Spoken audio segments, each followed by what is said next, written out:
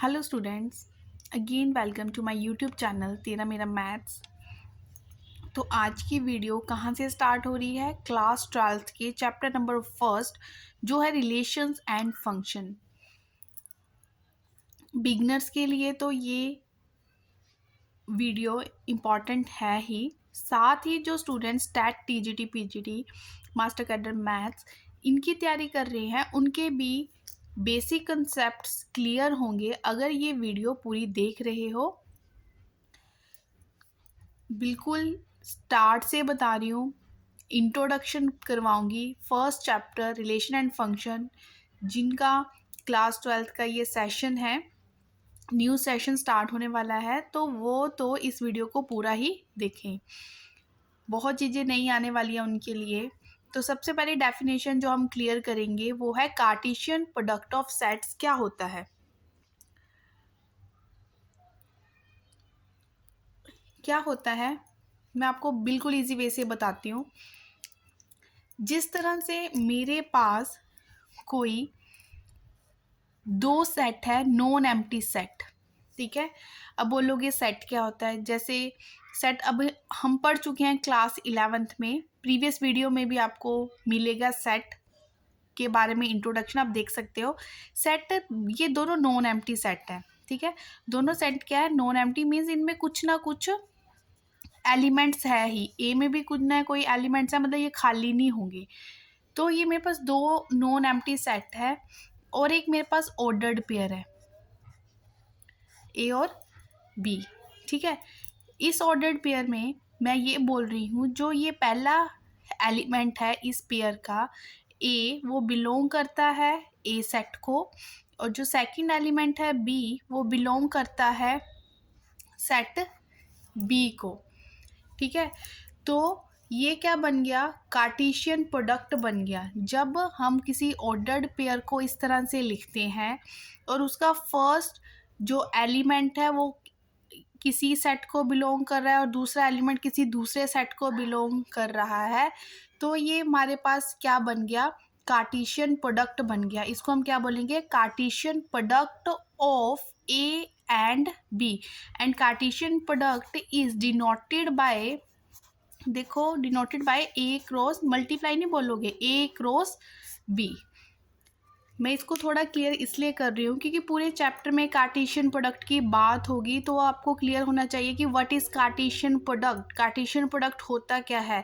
जब हम किसी ऑर्डर्ड पेयर को में दो एलिमेंट्स लिख रहे हैं, ठीक है, ए ऐसे कोमा बी करके लिख रहे हैं, जो फर्स्ट एलिमेंट है किसी ए सेट से आ रहा है और दूसरा एलिमेंट किसी दूसरे सेट से आ रहा है, तो हम उसको इस तरह से लिखेंगे, denoted by A cross B, जो है हमारा कार्टेशियन प्रोडक्ट। और स्टूडेंट्स एक बात अच्छे से साथ में नोट कर ले, बड़ी बेसिक सी बातें होती है जो हम इग्नोर कर देते हैं, हम जस्ट एक्सरसाइज उठाते हैं और एक्सरसाइज के क्वेश्चन करने स्टार्ट कर देते हैं, लेकिन हर चीज़ पता होनी चाहिए।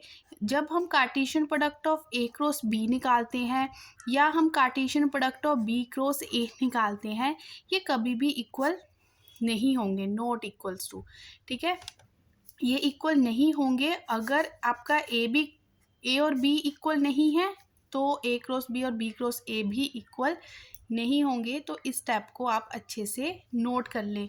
ये कब इक्वल होंगे? ए क्रॉस बी, ए क्रॉस बी इक्वल्स होगा किसके? बी क्रॉस ए के। कब? जब ए इज इक्वल टू बी वाला केस होगा। अगर ए और बी दोनों एक ही सेट है तो उस केस में ये दोनों कार्टेशियन प्रोडक्ट इक्वल होंगे। तो I hope Cartesian product of set clear हो गया होगा कि ये क्या होता है।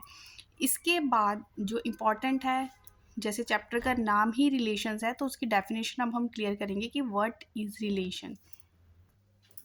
अब हम क्लियर करते हैं कि व्हाट इज़ रिलेशन, ठीक है। उसको मैं आपको थोड़ा डायग्राम की हेल्प से क्लियर करूँगी कि व्हाट इज़ रिलेशन। तो अच्छे से देखें, जैसे मेरे पास ये ए है, ये बी है, इसके साथ साथ अगर किसी को कार्टेशियन प्रोडक्ट क्लियर नहीं हुआ है तो वो भी अब क्लियर हो जाएगा। जैसे मेरे पास दो नॉन एम्प्टी सेट है, जैसे आप देख सकते हो ए और बी, ए में भी कुछ एलिमेंट्स है, बी में भी कुछ एलिमेंट्स है, ठीक है। ए का समझो इस तरह से लिंक बना दिया मैंने कुछ, ठीक है, ये ये इसके साथ रिलेट हो रहा है, ये इसके साथ, मतलब 1 का रिलेशन ए के साथ कर दिया, 2 का बी के साथ, 3 का सी के साथ। रिलेशन मतलब कोई बिटवीन 2 थिंग्स के बीच में होगा ना रिलेशन, जैसे 1 का ए के साथ हो गया। तो इस तरह से ऑर्डर पेयर बनते जाएंगे। जैसे 1 का रिलेशन किसके साथ हो रहा है, बी सेट के ए एलिमेंट के साथ, 2 का बी के साथ, 3 का सी के साथ। जो अभी बात बता रही हूँ, यहाँ से एक MCQ निकल के आता है, अगर काफ़ी पेपर में देखा मैंने। तो ये मेरे पास ऑर्डर्ड पेयर बन गए। कब, जब मैंने सभी रिलेशंस, अब देखो ये ऑर्डर पेयर बन गए, ये मेरे पास एक कार्टेशियन प्रोडक्ट बन रहा है, ठीक है। ये क्या बन रहा है, मेरे पास एक कार्टेशियन प्रोडक्ट बन रहा है, ये इस तरह से बन गया। अब हम देख सकते हैं कि जो रिलेशन है ये किसके अंदर है, एक कार्टेशियन प्रोडक्ट के अंदर है। तो इसका मतलब जो रिलेशन होता है वो कंटेन्ड होता है, किसके अंदर कंटेन्ड होता है, कार्टेशियन प्रोडक्ट के अंदर, ठीक है।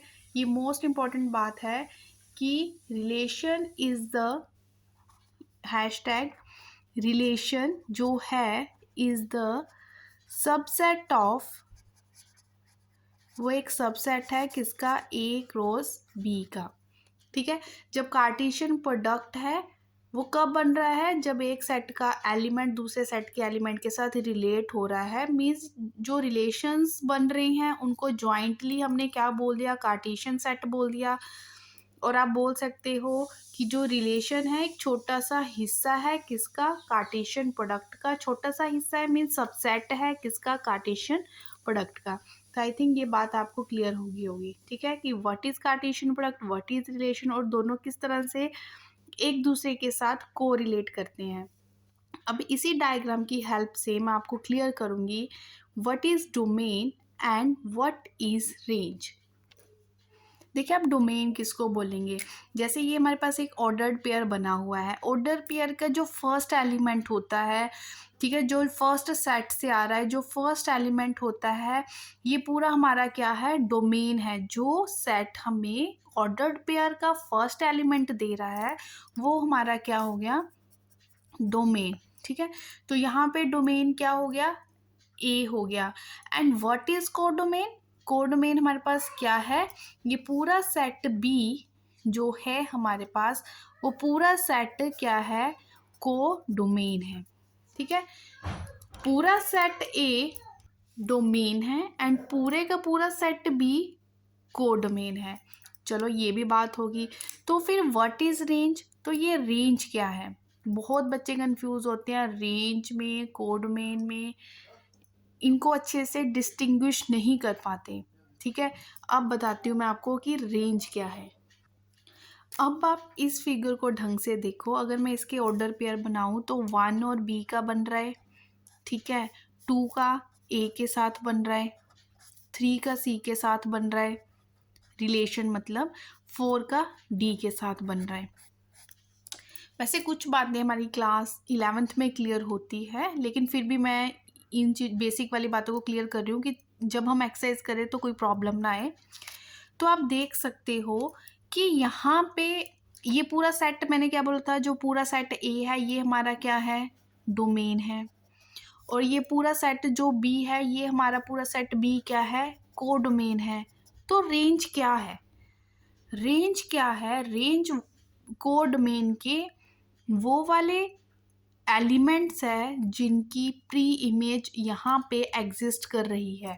अब आप देखेंगे रेंज में आएगा ABCD, ई क्या है, रेंज नहीं है, क्योंकि ई की यहाँ पे कोई भी प्री इमेज एग्जिस्ट नहीं कर रही है, ई का यहाँ पे पीछे किसी के साथ रिलेशन नहीं बन रहा है। तो रेंज वही चीज़ होती है जिनकी प्री इमेज एग्जिस्ट करती है, और पूरे का पूरा सेट बी कोडोमेन है, ठीक है। तो यहाँ से एक बात और क्लियर हो रही है, हैशटैग वाली बात जो एग्ज़ाम्स में पूछी जाती है वो क्या होती है, कि जो हमारी रेंज होती है वो क्या होती है, कंटेन्ड होती है किसके अंदर, कोडोमेन के अंदर। क्लियर होगी ना बात, क्योंकि रेंज जो है वो कोडोमेन, वो पूरे का पूरा कोडोमेन भी हो सकती है, हो सकती है कि उनमें से सिर्फ कुछ एलिमेंट्स ही हैं। इट मीन्स जो रेंज है वो क्या है, कंटेन्ड है किसके अंदर, कोडोमेन के अंदर।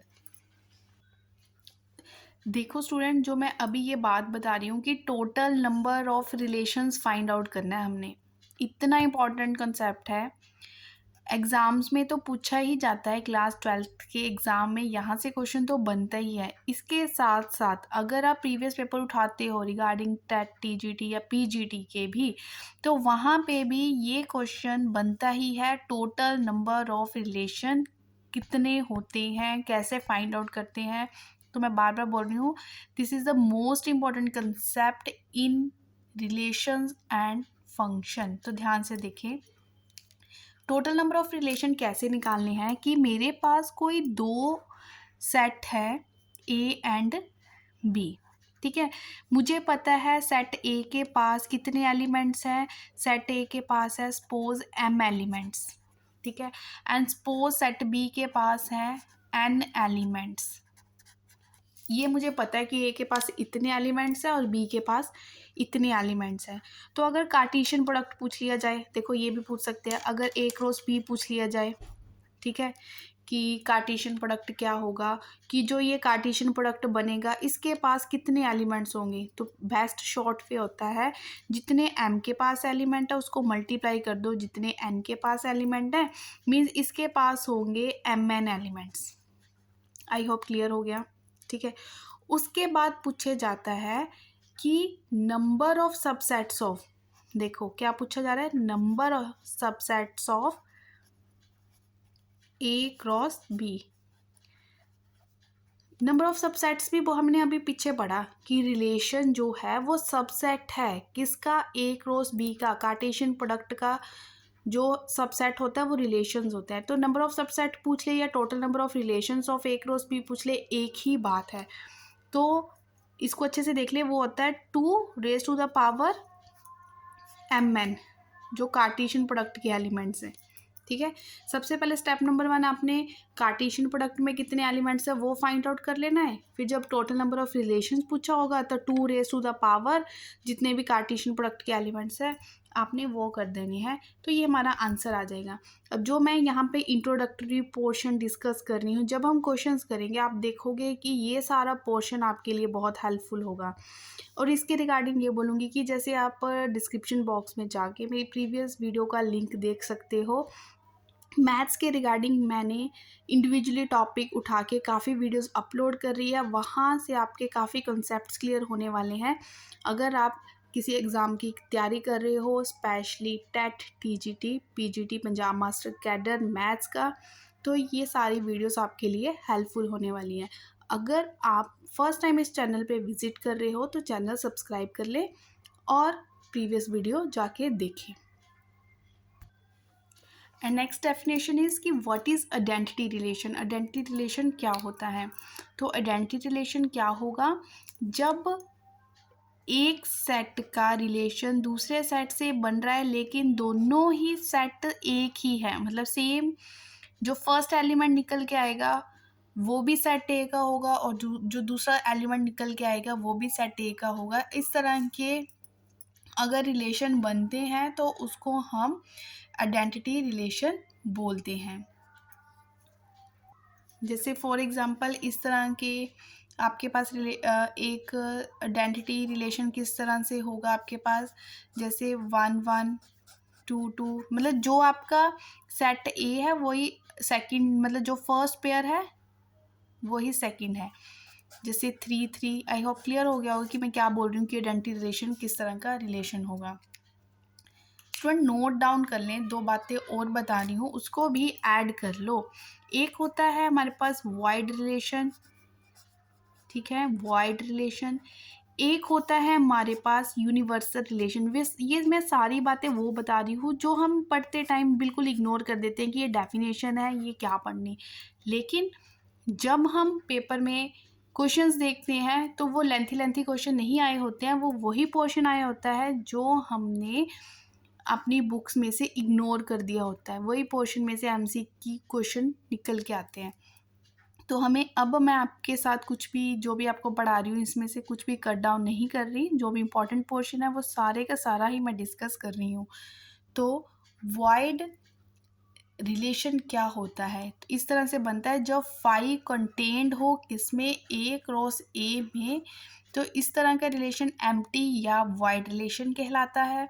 और दूसरा होता है यूनिवर्सल रिलेशन, जब एक इस तरह से बोलते हैं ए क्रॉस ए कंटेंड हो किसमें, ए क्रॉस ए में, तो ये हमारे पास यूनिवर्सल रिलेशन होता है। तो ये अच्छे से देख लें कि वाइड रिलेशन किस तरह से होगा और यूनिवर्सल रिलेशन किस तरह से होगा।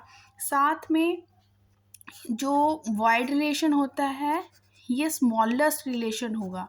ये क्या होगा, स्मॉलेस्ट रिलेशन। और यूनिवर्सल रिलेशन को हम बोलते हैं लार्जेस्ट रिलेशन। ये भी पूछा जा सकता है, पूछा नहीं गया लेकिन पूछा जा सकता है कि वाई, अगर ऑप्शन में वाइड एंड यूनिवर्सल है तो छोटे वाला होगा वाइड और जो लार्जेस्ट रिलेशन होगा वो होगा यूनिवर्सल रिलेशन। तो ये हमारा हो गया इतना पोर्शन बिल्कुल अच्छे से क्लियर।